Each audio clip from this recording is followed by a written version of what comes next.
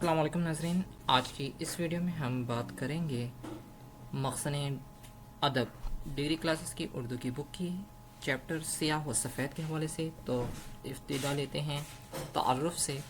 غلام عباس اس افسانے کے مصنف ہیں، اور اس سبق کے جو مصنف غلام عباس ہیں، سب سے پہلے ان کا تعارف۔ غلام عباس ایک منفرد افسانہ نگار تھے، اور ان کے کا شمار اردو کے اہم ترین افسانہ نگاروں میں ہوتا ہے۔ انہوں نے بہت کم لکھا، مگر جو کچھ بھی لکھا اس کا جواب نہیں۔ ان کے افسانوں میں زبان بیان کی سادگی درجہ کمال کو پہنچتی ہوئی تھی۔ ان کے کردار اور وضع اور متحرک ہیں جن کا منہ بولتا ثبوت ان کا افسانہ لچک ہے، اور آندھی اردو کے زندہ افسانوں میں شمار ہوتا ہے۔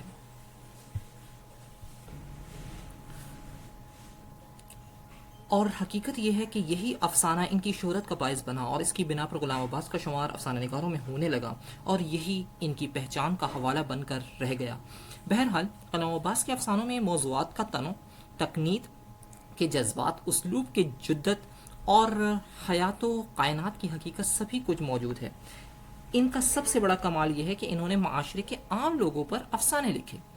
اب آتے ہیں ہم سیاہ و سفید کے خلاصے پر۔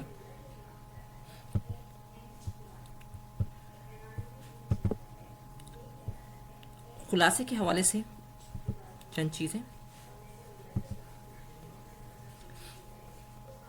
میمونہ جو GAD مڈل اسکول کی استانی تھی، آئینے میں خود کو دیکھ کر سوچ رہی تھیں کہ پچھلی کئی برس میں بچائی ہوئی رقم سے وہ اپنے لیے کوئی زیور بنوا لیں تاکہ برے وقت میں ان سے کام آ سکے۔ وہ اسی سوچ میں گم تھیں کہ اچانک اسے اپنے بالوں میں ایک سفید بال نظر آیا، اور وہ اپنے خیالوں کے ہجوم سے باہر نکل آئی۔ یہ معلوم نہیں وہ ایسے کتنے سفید بال کھینچ کھینچ کر نکال چکی تھی۔ وہ اس خیال سے خوفزدہ ہو کر رہ گئی تھی کہ روز بروز بوڑھی ہوتی جا رہی ہے اور اس کی عمر ڈھلتی چلی جا رہی ہے۔ اس کا باپ بھی ایک غریب استاد تھا۔ اس نے اپنی بیٹیوں کو تعلیم دلوا کر اس قابل کر دیا تھا کہ ضرورت پڑنے پر اپنی کفالت خود کر سکیں۔ بڑی بیٹی ساجدہ کی جلد ہی شادی کر دی گئی تھی کیونکہ وہ خوش شکل تھی۔ بڑی بیٹی کا گھر آباد کرنے کے بعد بوڑھے استاد کو اپنی چھوٹی بیٹی میمونہ کی فکر لاحق تھی۔ وہ میمونہ کی بنا پر میمونہ کو ایک اسکول میں ملازمت دلوائی۔ والد کے انتقال کے بعد میمونہ اسی اسکول کے بورڈنگ میں رہائش پذیر ہو گئی۔ اسے اپنی زندگی میں کوئی خاص کشش اور دلچسپی محسوس نہیں ہوتی تھی۔ دل بھر چھوٹے بچوں کے ساتھ چیخنے چلانے کے سوا اس کا کچھ کام نہ تھا۔ جلد ہی اسے بچوں کو پڑھانے سے بیزاری محسوس ہونے لگی۔ کبھی کبھی وہ دوسری استانیوں کے ساتھ مل کر چہل قدمی کے غرض سے اسکول سے باہر بھی جاتی، مگر اس میں بھی مزہ نہ آتا۔ اچانک اسے اپنی بڑی بہن ساجدہ کا خط موصول ہوا۔ اس میں میمونہ کو دہلی کی سیر کی دعوت دی، اور ساجد نے اپنے دہلی آنے کا پیغام لکھا تھا۔ ساجدہ نے اسے دہلی آنے کا پیغام لکھا تھا۔ میمونہ یہ جان کر خوش تھی کہ کچھ دن اسے بورڈنگ کی یکسانیت اور بوریت سے نجات مل جائے گی اور سیر و تفریح بھی ہو جائے گی۔ جلد ہی اپنی بہن اور بچوں کے لیے تحائف خرید کر دہلی پہنچ گئی۔ بہن کے حالات بھی زیادہ اچھے نہ تھے۔ میمونہ کی بہنوئی نے اسے کناٹ پیلس کی سیر کرائی۔ میمونہ نے بہت خوش تھی۔ اگلے دن وہ تنہا سیر کو نکل گئی۔ ایک نوجوان جو اس کا پیچھا کرنا شروع کر دیا۔ میمونہ کے دل میں یہ خیال گزرا کہ شاید اس کے دل میں میری کوئی جگہ ہو۔ اسی احساس سے اسے ایک مسرت بخشی، مگر اگلے دن وہ نوجوان اپنے اوباش دوستوں کے ساتھ فقرے کستہ پیچھا کرتا دکھائی دیا۔